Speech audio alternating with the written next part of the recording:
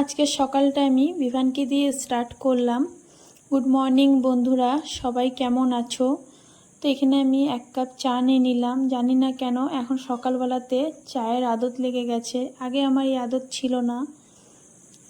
তো এখানে ওর বাবা চলে এসছে বাজার থেকে, পিউর বাবা। ও সকালেই বাজার চলে গেছিলো, তো বাজার থেকেই চলে আসলো আর আমাকে এই দেখাচ্ছে, দেখো ইলিশ মাছের সাইজটা দেখো, গোটা মাছই নিয়ে চলে এসছে, কাটিয়েও আনেনি মাছটাকে।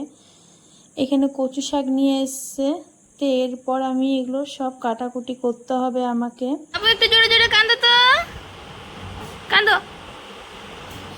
কান্দো আরো জোরে কান্দো।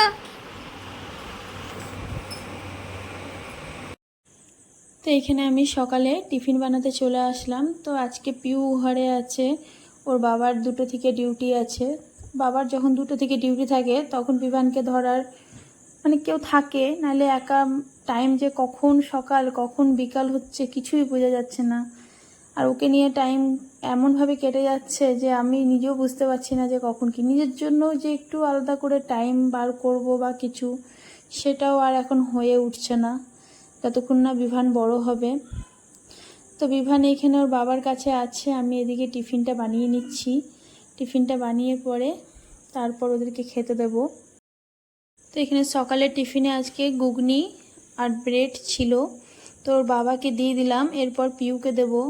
ও তো পড়তে পড়তে একটু ফাঁকে ফাঁকে এসে বিভানকে কোলে নিতে থাকে, তো আমি এখন নিয়ে নেবো ওর কোল থেকে। পিউ কোথায় যাচ্ছিস? Drawing class.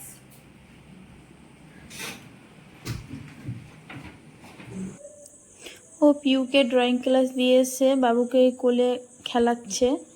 তা আমি বললাম তুমি একে রাখো, আমি যাই এবার রান্নাগুলো করি। মাছ কাটতে হবে, কচু শাক কাটতে হবে, কিছুই হয়নি, 2টো থেকে ডিউটি আছে। তো এখানে লোটে মাছ নিয়ে এসছে, এই মাছটা আজকে আর আমি করবো না, এটা রেখে দেবো, আর ইলিশ মাছটা কাটবো। এখানে কচু শাক কেটে আমি সেদ্ধ বসিয়ে দিয়েছি, এরপর আমি বাদবাকি জোগাড়গুলো সব করে নেবো, ততক্ষণ কচু শাকটা সেদ্ধ হোক। এখানে দেখুন আমি মাছটা কেটেছি, কিন্তু মাছটা খুব ভালোভাবে কাটা হয়নি, যেহেতু মাছটা খুব ফ্রেশ ছিল না। তো যেমনি পেরেছি আমি কেটেছি। আর এখানে কচু শাকটা দেখুন সেদ্ধ হয়ে কতটা কমে গেছে, এটা আরও কমবে। তো এরপর আমি দুপুরে রান্না বান্না সব করে নিই, তাড়াতাড়ি আমাকে 1টার মধ্যে রান্না কমপ্লিট করতে হবে। তো আমি এখানে স্নান করে চলে এসেছি, রান্নাবান্না করে আমি স্নানটা করে নিলাম।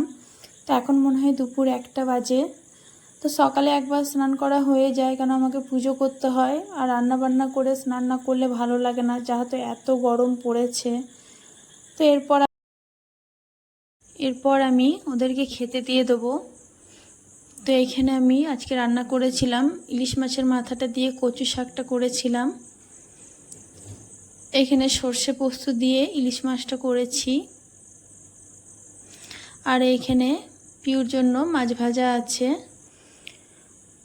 তো এইখানে ভাত আছে, ভাতটার আমি দেখালাম না, এরপর আমি ওদেরকে খেতে দিয়ে দেবো।